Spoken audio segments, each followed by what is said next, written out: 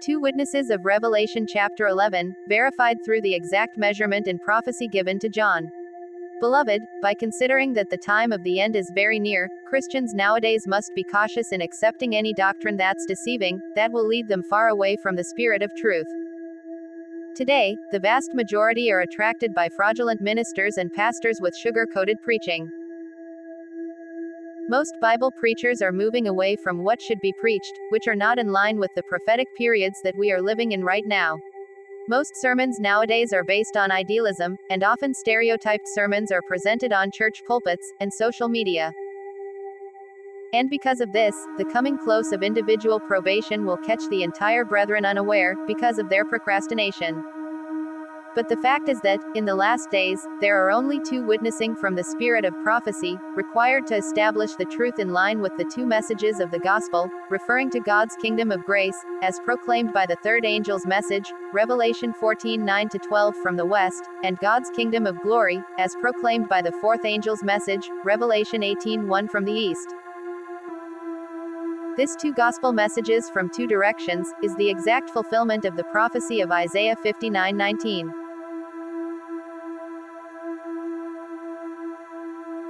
For this reason, we therefore encourage the use of the oracles of God in the Bible, as testified by Peter in 1 Peter 4:11, in the preaching of the gospel.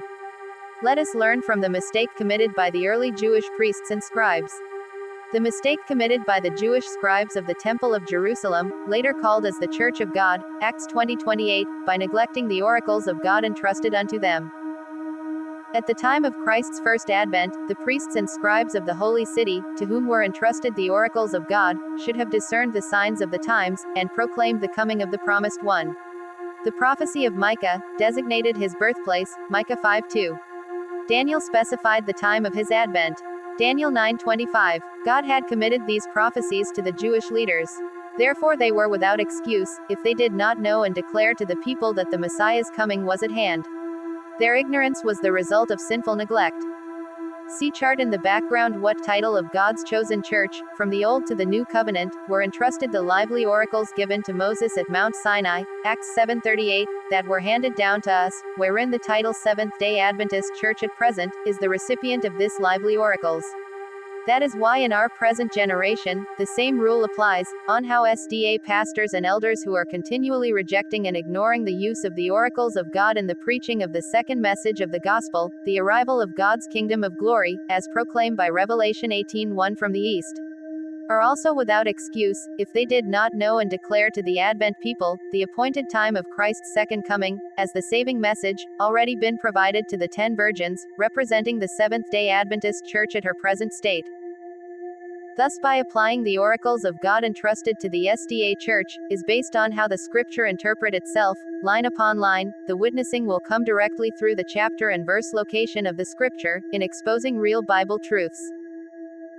Christ's two witnesses mentioned in Revelation 11:3-4, and the closing chapter of Revelation 22:18-21 when John closed up the book of the Revelation in 96 AD, are both connected to each other.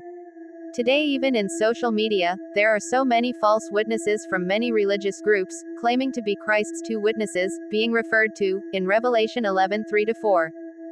That is why by applying the oracles of God in Revelation 11:3-4's symbolic 1-2-60 marking, in line with the chapter and verse location of Revelation 22:18-21 is the exact measurement and prophecy given to John, will distinguish the genuine, from its many counterfeits. Exact measurement and prophecy given to John, pinned on chart the prophetic periods of the last days.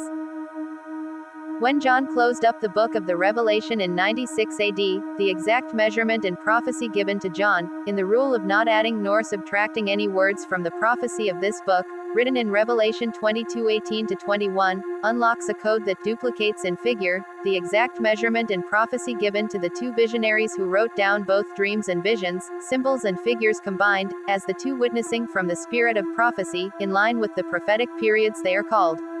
Their union are established under one foundation through the name Jesus Christ, line upon line. And also the names of these two visionaries are also identified on chart. The chapter and verse location of Revelation 11:3-4's two witnesses, in line with the chapter and verse location of Ezekiel 33:1-7's duty of a watchman, disclosed on chart the names of the two visionaries in line with the prophetic periods they are called, who were instructed during the days of spiritual Israel, to deliver God's people out of Babylon, Revelation 14:6-12, Revelation 18:1-4, as the final warning message. Babylon means apostate religion. The two witnesses who are instructed to prophesy 1,260 prophetic days that ended in 1798 AD, wherein 1,260 days, and 1798, are both literal and symbolic. The first witness, Ellen G. White, wrote down through historicism on chart, what three significant events transpired in 1798 AD which lies at the end of 1,260 prophetic days, namely 1,260 years. First event, papal supremacy has ended in 1798. Second event, the Book of Daniel has been unsealed in 1798. Third event, the New World or America was rising into power in 1798. The very reason why Ellen G. White was the first witness chosen by God to prophesy on the fulfillment of the end of 1,260 prophetic days, Revelation 11:3, the scriptural verse is found written under her name, that reveal her destiny.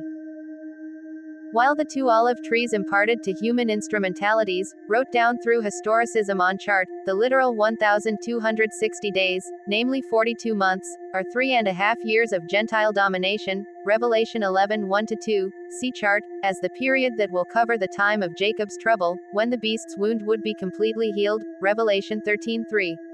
Also the two olive trees write down on chart what is meant by the symbolic 1798, whose code, 190, duplicates in figure, the code under the words seal of the living God, Revelation 7:2-3, the fulfillment of Ellen G. White's 1848 Dorchester vision, seal of the living God, that will arise in the East during the time of trouble. The sealing of God's people in the last days are both spiritual and intellectual. The sealing message that began in the eastern part of the United States in 1848 at the start of publishing ministry.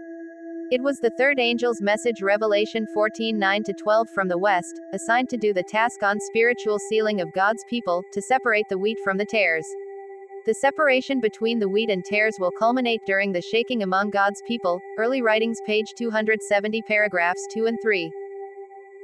While the sealing message that arise from the east, here in the Philippines, began shortly before the time of trouble, and before the end of investigative judgment, when Christ as our high priest will exit through the same east gate that he entered once, Ezekiel 44:1-3, Ezekiel 43:1-2. Note, the two directions within the heavenly sanctuary, in line with the prophecy of Isaiah 59:19, is very significant guide for us to know what prophetic periods of the last days will proclaim the first message and second message of the gospel. The prophet Ezekiel already saw in his vision the direction from where the glory of the Lord came from the east, as the same direction where the glory of Revelation 18:1 arise, that proclaim the second message of the gospel, the arrival of God's kingdom of glory, Christ's second advent. It was the fourth angel's message, Revelation 18:1 from the east, assigned to do the task on intellectual sealing of God's people, to select the 5 wise virgins from the 10 virgins representing the SDA Church at her present state. The oil from the 2 olive trees to fill the lamps of the 5 wise virgins, Matthew 25:4-10, who are waiting for the bridegroom. How the voices of the 7 thunders was unraveled to Christ's 2 witnesses. The voices of the 7 thunders in Revelation chapter 10's little book of John, was unraveled to Christ's 2 witnesses, who wrote down through historicism on chart, the days that covered Revelation 10:1-6 closed door message in relation to time, as written on chart by Ellen G. White, and the days that covered Revelation 10:7-11 open door message in relation to time, as written on chart by the 2 olive trees imparted to human instrumentalities. It was the key of David given to Christ, as contained inside the Philadelphia 6th church message, Revelation 3:7-8, that pinned on chart, the end of tarrying time in Habakkuk 2:2-3, from closed door to open door message in relation to time. That is why the Philadelphia 6th church message, have united with the Laodicea 7th church period SDA church, on 2 occasions. First, the Philadelphia closed-door message, unite with Laodicea 7th Church SDA Church, in the year 1900, when Ellen G. White wrote down on chart the no definite tracing of prophetic time beyond 1844. Second, the Philadelphia Open Door Message, Unite with Laodicea Seventh Church SDA Church. By year 2002, when the two olive trees wrote down on chart the open door message in relation to time, the fulfillment of John's vision in Revelation 10:8, when he saw the little book was opened. The complete unsealing of the little book, Revelation chapter 10's Voices of the Seven Thunders, arrived last 2002 AD, the start of the last period of probation during the days of the voice of the seventh angel, Revelation 10:7, when the mystery of God should be finished is promised in the Bible. The saving message, that comes through the oil from the two olive trees to fill the lamps of the five wise virgins waiting for the bridegroom, Christ's second coming, has already been provided to the 10 virgins last 2002 AD, to separate the five wise virgins from the five foolish virgins. The state of the church represented by the foolish virgins, is also spoken as the Laodicean state of being lukewarm, and will be spewed out of his mouth, which also implies, out of the remnant church, at the end of the shaking.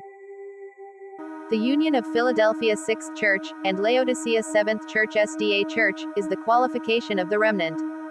Signs of the Times, January 17, 1911. Towards the end of the shaking among God's people, both the tares and the five foolish virgins, will be spewed out of his mouth, which also implies, out of the remnant church. Another conclusive proof, is on how the chapter and verse location of Ezekiel 12:22-25, in line with Habakkuk 2:2-3, in writing down true vision upon tables or charts, at the end of tarrying time, see chart in the background, also identify the names of Christ's two witnesses in Revelation 11:2-3, who were instructed to prophesy 1,260 days. In William Miller's dream, about the casket, that contain all the precious stones and jewels, whose shining glory symbolized the light of the present truth. By solving the puzzle to his dream, on how the total linear dimensions of the casket, in line with the chapter and verse location of the gospel message of the last days, see chart, constitute the light of the present truth, disclosed on chart, the names of God's servants of the last days, who were instructed to prophesy 1,260 days, in Revelation 11:3-4. Beloved, kindly watch this short video insert, that was published on YouTube 4 years ago. We'll start with the dream of William Miller, about the casket, that contains all the precious stones and jewels, whose shining glory, symbolize the light of the present truth. And also his dream of the man with the dirt brush who come to his aid, when he asked God for help. Here is an account of William Miller's dream as quoted from the Spirit of Prophecy in Early Writings pages 81-83. I dreamed that God, by an unseen hand, sent me a curiously wrought casket about 10 inches long by 6 square, made of ebony and pearls curiously inlaid. To the casket there was a key attached. I immediately took the key and opened the casket, when to my wonder and surprise, I found it filled with all sorts and sizes of jewels, diamonds, precious stones, and gold and silver coin of every dimension and value, beautifully arranged in their several places in the casket, and thus arranged they reflected a light and glory equaled only to the sun. I thought it was not my duty to enjoy this wonderful sight alone, although my heart was overjoyed at the brilliancy, beauty, and value of its contents. I therefore placed it on a center table in my room and gave out word that all who had a desire might come and see the most glorious and brilliant sight ever seen by man in this life. The people began to come in, at first few in number, but increasing to a crowd. When they first looked into the casket, they would wonder and shout for joy. But when the spectators increased, everyone would begin to trouble the jewels, taking them out of the casket and scattering them on the table. I then saw that among the genuine jewels and coin they had scattered an innumerable quantity of spurious jewels and counterfeit coin. I was highly incensed at their base conduct and ingratitude, and reproved and reproached them for it, but the more I reproved, the more they scattered the spurious jewels and false coin among the genuine. I then became vexed in my physical soul and began to use physical force to push them out of the room, but while I was pushing out one, 3 more would enter and bring in dirt and shavings and sand and all manner of rubbish, until they covered every one of the true jewels, diamonds, and coins, which were all excluded from sight. They also tore in pieces my casket and scattered it among the rubbish. I thought no man regarded my sorrow or my anger. I became wholly discouraged and disheartened, and sat down and wept. While I was thus weeping and mourning for my great loss and accountability, I remembered God, and earnestly prayed that He would send me help. Immediately the door opened, and a man entered the room, when the people all left it. And he, having a dirt brush in his hand, opened the windows, and began to brush the dirt and rubbish from the room. I cried to him to forbear, for there were some precious jewels scattered among the rubbish. He told me to fear not, for he would take care of them. Then, while he brushed the dirt and rubbish, false jewels and counterfeit coin, all rose and went out of the window like a cloud, and the wind carried them away.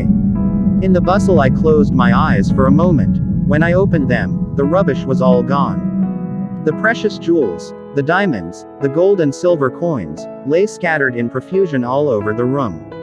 He then placed in the table a casket, much larger and more beautiful than the former, and gathered up the jewels, the diamonds, the coins, by the handful, and cast them into the casket, till not one was left, although some of the diamonds were not bigger than the point of a pin. He then called upon me to come and see. I looked into the casket, but my eyes were dazzled with the sight. They shone with 10 times their former glory. I thought they had been scoured in the sand by the feet of those wicked persons who had scattered and trod them in the dust. They were arranged in beautiful order in the casket, every one in its place, without any visible pains of the man who cast them in. I shouted with very joy, and that shout awoke me. Brethren, Mrs. Ellen G. White has pointed out clearly in Early Writings page 48 paragraph 2, that the man with the dirt brush, as the second Miller in William Miller's dream, is one of God's messengers who will arise in the last days, during the loud cry from the east, latter rain that falls in eastern lands. Early Writings pages 49 to 50. The second Miller, as the man with the dirt brush in William Miller's dream who come to his aid, is the one who have solved the puzzle to William Miller's dream about the casket, to be explained towards the end of this video. To make it clear, he is not a member of any Seventh-day Adventist Reform Movement church claiming that the man with the dirt brush arise from their own ranks. But the actual calling of the man with the dirt brush comes from within the walls of the SDA church. The role of the man with the dirt brush who comes to the aid of William Miller in his dream, is the proclamation of the saving message, that comes through the oil from the 2 olive trees, supposed to fill the lamps of the 10 virgins, the SDA church at her present state, while waiting for the arrival of the bridegroom. Testimonies to Ministers, page 397 paragraph 1.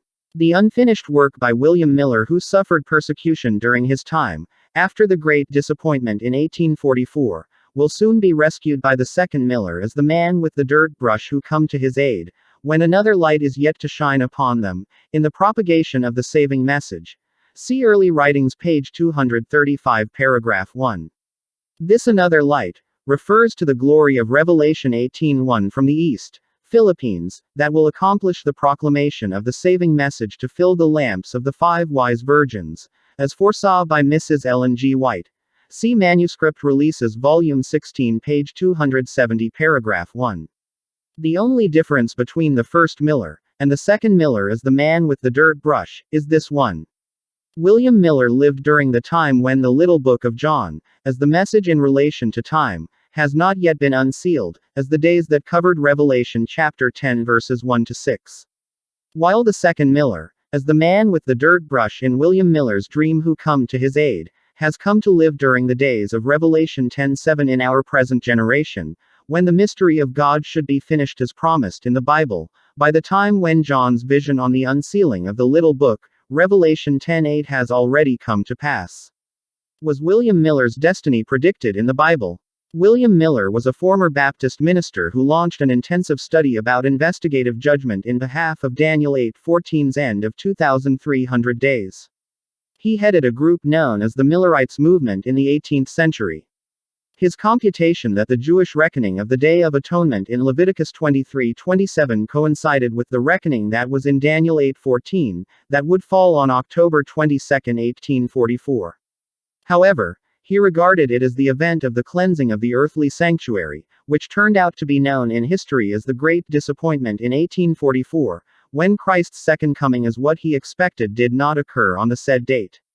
Miller's computation of the prophetic period is accurate, as what is predestined under his name, as disclosed by the code under his name. See chart in the background. The scriptural verse that is written in William Miller's name is Daniel 8:14, and he said unto me, unto 2,300 days, then shall the sanctuary be cleansed.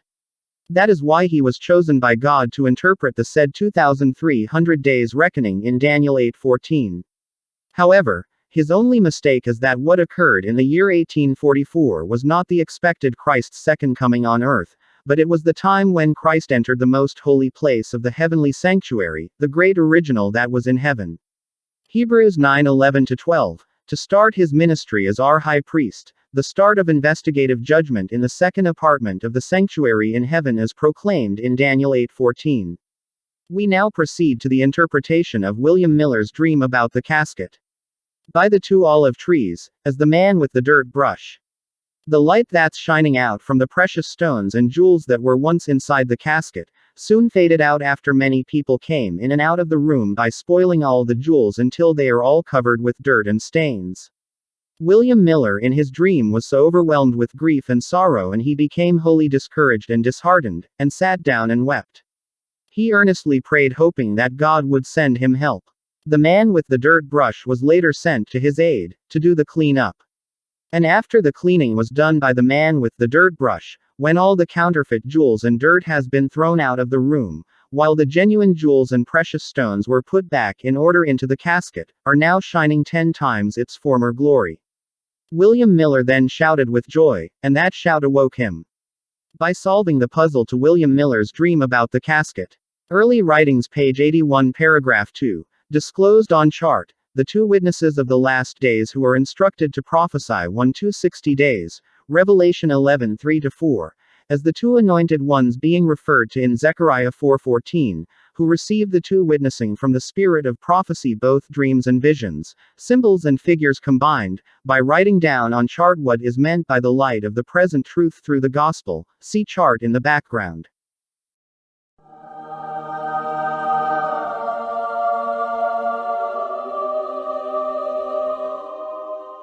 The light of the present truth that comes from the Heavenly Father constitutes the three angels' messages, Revelation 14:6-12 from the west, followed by Revelation 18:1 from the east, that unites at the end of it.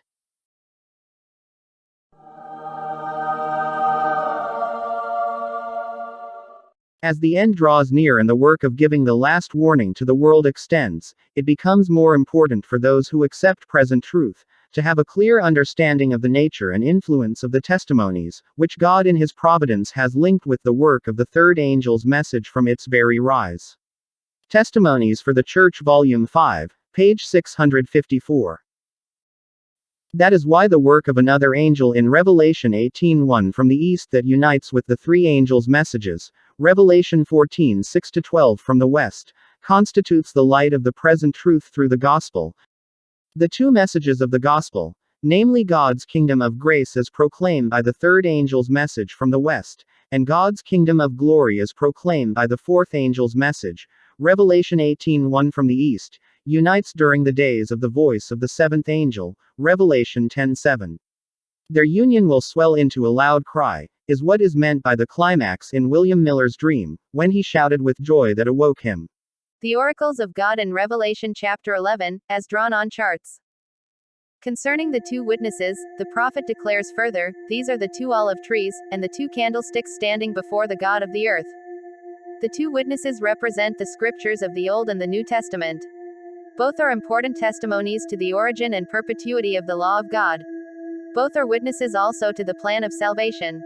They shall prophesy 1,260 days, clothed in sackcloth. During the greater part of this period, God's witnesses remained in a state of obscurity. Then the faithful witnesses prophesied in sackcloth. Yet they continued their testimony throughout the entire period of 1,260 years. To these loyal servants were given wisdom, power, and authority to declare His truth during the whole of this time. When they shall have finished, or finishing, their testimony. The period when the two witnesses were to prophesy clothed in sackcloth ended in 1798. As they were approaching the termination of their work in obscurity, war was to be made upon them, by the power represented as the beast that ascendeth out of the bottomless pit. Beforehand, the next covenant nation chosen by God next to physical Israel, is the United States of America, as pinned on chart, from where the first witness Ellen G. White was called forth, endowed with the testimony of Jesus as the spirit of prophecy, Revelation 19:10, who received dreams and visions, as the medium of prophecy under the third angel's message from the west. The second witness, the two olive trees imparted to human instrumentalities, who received symbols and figures, as the medium of prophecy under the fourth angel's message, Revelation 18:1 from the east, here in the Philippines, as also pinned on chart. The second witness was called forth to prophesy regarding the forthcoming literal 1,260 days, namely 42 months of Gentile domination, Revelation 11:1-2, as the same 3.5 years period that would cover the time of Jacob's trouble, Revelation 11:9, by the time when the second beast, USA, would transform herself to give life unto the image of the beast, Revelation 13:11-17. This two covenant nations from where the two witnesses in line with the prophetic periods they are called, under the third and the fourth angel's messages, unite during the days of the voice of the seventh angel, Revelation 10:7, as pinned on chart, that arrived last 2002 AD, the last period of probation ever granted to mankind. While the two candlesticks symbolize the union of Philadelphia 6th Church and Laodicea 7th Church SDA Church, that constitutes the remnant. The 65 of God's plan, versus the 65 snares of Satan. As Mrs. White warned the SDA Church about the Omega of apostasy, that will come next to the Alpha of apostasy that shook the early church, so does the two olive trees issue the same warning. Through the 65 of God's plan, that will counteract and expose what is meant by the 65 snares of Satan, as the link in between the spirit of error, line upon line, and Antichrist, line upon line. As the inner core behind the Omega apostasy of the last days, disguised under the cloak of ecumenical alliance, forewarned by Mrs. White as the union through a dragonic bond, the existing union of different denominations to oppose the present truth, manifesting hatred and bitterness against the remnant, who keep the commandments of God. Here's an account from the Spirit of Prophecy by Mrs. White. As the 1,260 years of papal supremacy were ending, which took effect in 1798 AD, the symbolism used here indicates an attack would be made upon the Holy Bible. The beast that ascendeth out of the bottomless pit, Revelation 11:7, represent atheistic France, during the French Revolution, was to be victorious over Christ's two witnesses for a short period of time. Where was this vision to meet its fulfillment? It was to be in a place which could appropriately be represented by Sodom and Egypt. Revelation 11:8. Sodom represents the depths of moral degradation. Egypt, in Exodus 5:2, as a symbol of atheism and opposition to God. The country of France rose in rebellion against God, and by law established fornication. The Lord was crucified, Revelation 11:8, in the person of his martyred saints. Revelation 11:9's 3 days and a half, refers to the 3.5 year period of time, when Christian religion was abolished in France by a decree. It was on November 26, 1793, at the Council of the Commune at Paris, that all worship, save that of reason, was prohibited. The Festival of the Goddess of Reason, in Paris in 1793. The cult of reason. During this time churches were closed and Bibles were burned in the streets. The government also denounced and arrested clergy who resisted the movement of dechristianization, a period of atheistic France. Restrictions were not removed until June 17, 1797, the fulfillment of Revelation 11:11. And after 3 days and a half the Spirit of life from God entered into them, and they stood upon their feet, and great fear fell upon them, which saw them. God's faithful witnesses, slain by the blasphemous power, that ascendeth out of the bottomless pit, were not long to remain silent. After 3.5 years, a resolution resigning these decrees, thus granting toleration to the scriptures, was adopted by the same body, The Triumph of God's Love, page 169. The coming second fulfillment of Revelation 11:9's 3.5 prophetic days period, namely 3.5 years, as drawn through historicism on chart by the two olive trees. The events connected with the 3.5 years of atheistic France, before the end of 1798 AD, when papal supremacy ended, Revelation 11:7-10. Shall also befall the United States of America, as the second beast, Revelation 13:11-17, next to the first beast, are papal Rome. There are harbingers, few months before the start of the 3.5 years of Gentile domination, that would cover the time of Jacob's trouble inside USA.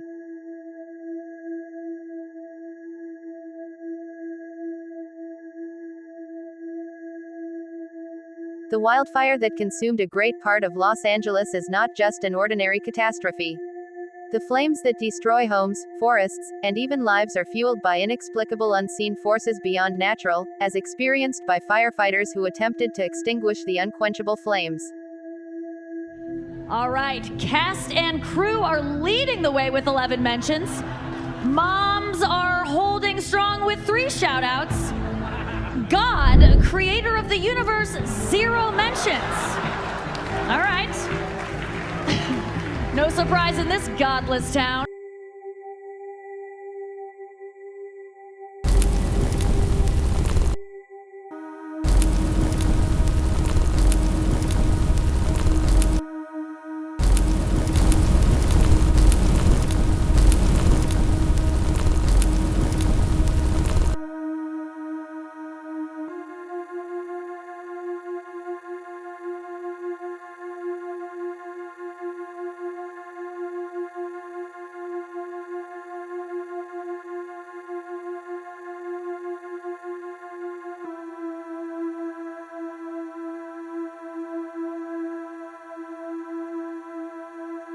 The events connected with the close of probation, and the work of preparation for the time of trouble, are clearly presented. But multitudes have no more understanding of these important truths, than if they had never been revealed. Satan watches to catch away every impression that would make them wise unto salvation, and the time of trouble will find them unready. The Great Controversy, page 594, paragraph 1. Kindly please do not forget to like and subscribe. Thanks for watching. God bless us all.